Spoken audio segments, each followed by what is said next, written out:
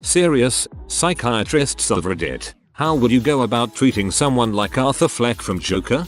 Psychiatrist here. I'd first have to examine him to establish a diagnosis prior to starting treatment. If he had schizophrenia or schizoaffective disorder, for the erotomanic delusions, he would likely receive a trial or two of second-generation antipsychotic medication like olanzapine. If those wouldn't work, then a high-potency first-generation antipsychotic medication like haloperidol. If that doesn't work, then maybe clozapine or electroconvulsive therapy, and then as a last line, a trial of a combination of multiple antipsychotic medications. Note that the worst of his behavior did not start until after he ran out of medication.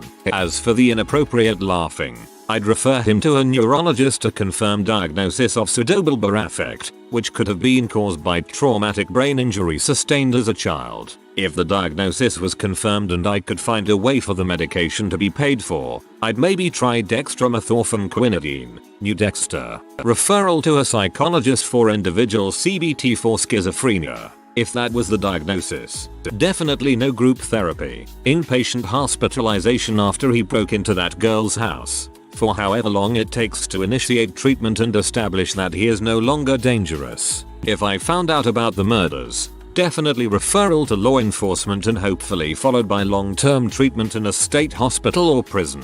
And no, he clearly does not just have a personality disorder. He demonstrates frank delusions, which are a symptom of psychosis. Personality disorders alone do not cause delusions like that. I'm a psychiatrist as well. This is an excellent treatment plan for this kind of situation. Makes reasonable tentative diagnosis and presents good research-backed options. This could be interesting, because Joaquin Phoenix has said that he tried to portray Arthur in such a way that he would be undiagnosable, and thus untreatable, by a psychiatrist. Now that's silly. I'm undiagnosed and the doctors give me meds to help with my personal problems. Part of determining the ongoing diagnosis is how one reacts to meds. He laughs due to extreme discomfort with how he is feeling. He is unable to soothe himself the way a normal person does, so it comes out in the odd laughter. It's actually a real condition. I actually laugh myself when I am nervous and want to cry, but I am in a public place. So far I have seen 2 characters who laugh when in distress, and it makes me happy because before I didn't know it could happen to someone else. There is no way to treat someone with loneliness besides showing them actual care and affection. You can't treat them like a crazy person and only be helping them because it's your job. Yep, my dad, who works as a psychiatrist at a state prison, once told me when I asked him what it's like. Most of them aren't bad people. They've made mistakes, some worse than others, but they're also my patients. I'll always show them compassion. Yet, he takes the Hippocratic Oath very seriously. I mean, to my interpretation, he enjoyed violence and the medication was a sedative to put him out of it, to put it together. He ran out of medication, stopped hallucinating a little while after, said he felt better after the subway shooting, then let himself go. I would assume he'd be in jail forever after a slip up somewhere along the way, since he would just try over and over to murder people. I thought that was why he told the social worker all he has are bad thoughts, because the medication was not suppressing them enough. I believe he had pseudobulbar affect from the trauma he received as a child. I cared for someone with it. The struggle to stop the laughing while crying or stress looked so familiar. As for the rest, well, I wanted him not to end up the Joker. He seemed like he could be a good person, but he wasn't. There was too much about him that was sociopathic. He did revel in the violence. Even if he spared some people, he still reveled in killing others and seeing others killed. During the riots he seemed ecstatic. I don't think you can treat him. Maybe keep him sedated and hope for the best. I think he was ecstatic because everyone in the riots was giving him attention and he wasn't ignored by everyone. Seeing as we can't trust Arthur's narrative throughout the movie, did Arthur actually die in that fridge? It was one of those old style fridges as well that only opens from the outside, I believe. I mean, the scene was just there and the very next scene he's getting a phone call from the Murray show to be on it, and then all heck breaks loose. So, my wife is basically the social worker in this movie. She works at the state mental facility setting up social services for people that need them. She works together with a therapist, a psychiatrist, and a couple of other social workers. We had this discussion last night after we finally had enough free time to see the movie. She was of the opinion that he probably could have been successfully treated with the correct antipsychotic medication, and the laughing tic could at least be somewhat more controlled with anti-seizure medications, same as Tourette's. She made a point to separate Heath Ledger's Joker, who is clearly a sociopathy, whereas Arthur seems to have a more schizotypal disorder, especially with the delusions. She works with people like this every day, and the delusions range from can't tell if this actually happened to clearly you're not Jesus. Anyway, yeah, he would be treated for schizophrenia and given medications to help control his tics, and would need at least inpatient therapy. Now, if we're talking about after he makes the turn, the treatment would likely be the same, except he would likely be institutionalized for life. I am a psychiatric nurse practitioner, but my job is essentially similar to a psychiatrist. I think an appropriate diagnosis for him would be something like paranoid schizophrenia or schizoaffective disorder. Medications would include antipsychotics like olanzapine or Haldol, and he could be given something to stabilize his mood as well, like Lamictal or possibly lithium if his condition warranted that. Besides medication, I think it would help him to understand there are professionals that care about him. I think part of the frustration of that character was that he felt that the world was falling apart around him and that he was just asking for help and he wasn't getting it. The mental health care field isn't equipped to deal with an Arthur Fleck. Only sedate him. They can institutionalize him, medicate him, refer him to therapists, but they can't help someone that far gone. He has to help himself and learn to control the chaos. Look at the answers here. None of them say anything near as much as helping him live a normal life. Furthermore, it begs the question as to the piece of crap subhuman who would want to have power over the downtrodden. Arthur didn't necessarily do wrong. He just went about everything in the wrong way. Psychotherapy, maybe antidepressant, maybe sodium valproate. If things get dicey, perhaps something like olanzapine. Much of his problems seem to be social in nature too. Not too much a psychiatrist can do there, apart from a social work or community support referral. The childhood trauma may possibly be addressed through psychological therapy, perhaps dynamic therapy. The Abbey. Well, that's a little beyond the reach of medical technology. A little valproate or risperidone, etc. might alleviate the problematic behaviors that stem from that. Bottom line though, not everyone should have kids or be around kids. You know, the sad thing about this movie is that it gives the vibe that people with mental illness end up as murdering psychopaths, when in reality people with mental illness are more like disabled and socially awkward at worst in most cases. Most wars, murders and rapes are committed by sane people in desperation of their goals.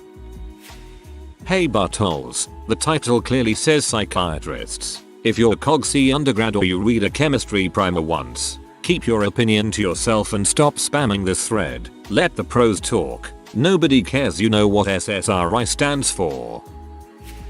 I think he's depressed, schizophrenic, and perhaps some other type of brain damage, affecting his processing and emotional irregularity, each in combination caused by the childhood abuse, physical trauma, and mother's mental illness. I believe at least the schizophrenia is genetically passed on. I definitely don't think he's psychopathic, sociopathic, and in different circumstances, given a healthy home life, proper support system, and effective healthcare, he would have grown up just fine. Maybe a few mental health problems, but hopefully things that could be manageable if handled correctly. I'm not a psychiatrist, so I would have no idea how to treat him, but I think the things I mentioned above would have at least prevented some of his problems and assisted with any others.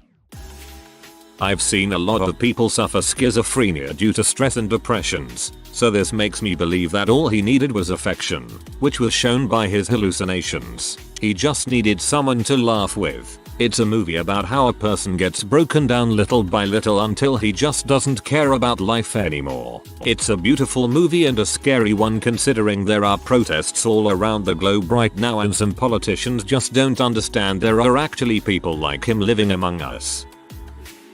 Med student currently on psych neuro rotation. He'd be a forensic, someone who has committed that did a crime. While in the psychiatric hospital he'd get an initial eval to see what's going on and be treated based on what DSM-5 criteria he met. From what I saw from the film, he had audio-visual hallucinations, clearly homicidal suicidal ideation, a history of traumatic events, and emotional lability. None of those things by themselves and without knowing a timeline can give you diagnosis. For the sake of argument, let's say he has schizophrenia, PTSD, and antisocial PD. Even though he probably doesn't have antisocial PD, schizophrenia is treated with either a typical, haloperidol, flufenazine, etc., or atypical, quetiapine, risperidone, etc., antipsychotic. Quetiapine has the least side effects, so they'll probably start him on that. For his PTSD you use an SSRI, but it takes at least a month to see the effects of those. There really isn't anything that treats antisocial PD. People that get aggressive have a code called on them and they get whatever that institution's version of a Bentley is. It's a cocktail of calm that butt down medications. We would encourage him to attend group psych sessions and work on getting him back to baseline. He would be in that institution as long as the court mandates. I found an article yesterday, of course I can't find it now, in which a psychiatrist diagnosed the Joker with bipolar disorder type 1. He has severe manic episodes with psychotic features, and pseudobipolar affect, random laughing spells caused by head trauma. Their days. Both can be managed with medication and therapy. She also noted that he has psychopathic tendencies. Nobody had addressed the scene about getting fired for bringing the gun to the children's hospital. Why wouldn't he leave it in his locker? Why did he have it on his person? When he got fired he said, "I love this job." What was his intention? Or do you think it was a wholehearted accident? I know everyone knows dang well it wasn't a prop. Is Arthur a liar? Or was he just trying to save his job? Also at that point he did not know that Randall had told his boss that he wanted to buy a gun from him. Any replies would be insightful.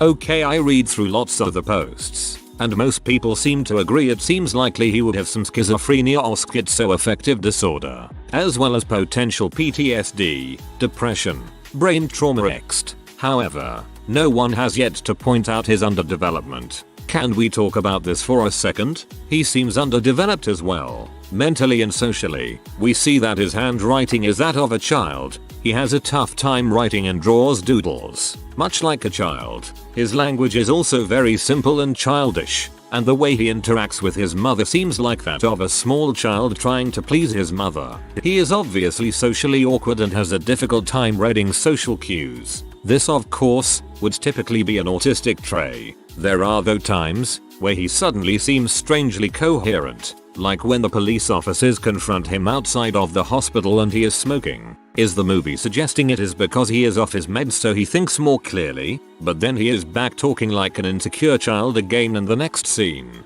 The movie is probably trying to make it vague on purpose, but it is super interesting to discuss nonetheless.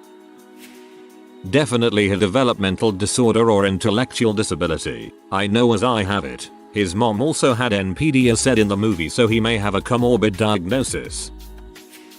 He seemed to have a form of schizophrenia with seeing and hearing things that aren't there, and the laughing disorder didn't seem to be linked to mental instability, but he actually just seems like a person with harsh levels of depression and schizophrenia snapping after everything in his life goes wrong. And at this point near the end of the movie he has an ideology over a mental disorder. A lot of healthy and stable people can even snap similar to him. And at that point you can't medicate him in a way that would help without full sedation.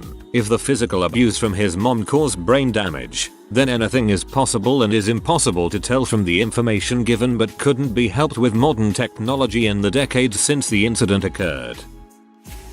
I don't really like the depiction of people with mental illness as dangerous individuals. I have to be from the several times my vehicle hit IEDs in the Middle East as well as combat related PTSD. Most of the guys I hang around with do too. Nobody in our group had any interest in hurting anybody who isn't trying to hurt them first. But out of all the guys I know who have been through the same crap I have, 4 have committed suicide in the last year. Being depicted as dangerous feral monsters definitely doesn't help people suffering mental illness, brain damage, or recovering from trauma.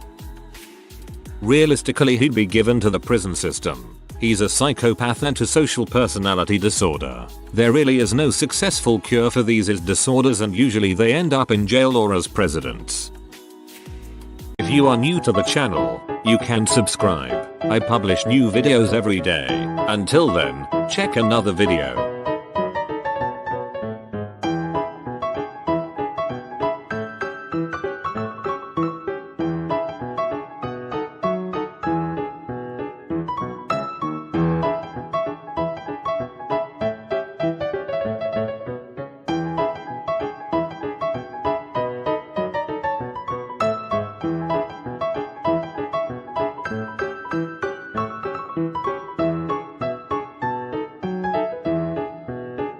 Bye for now.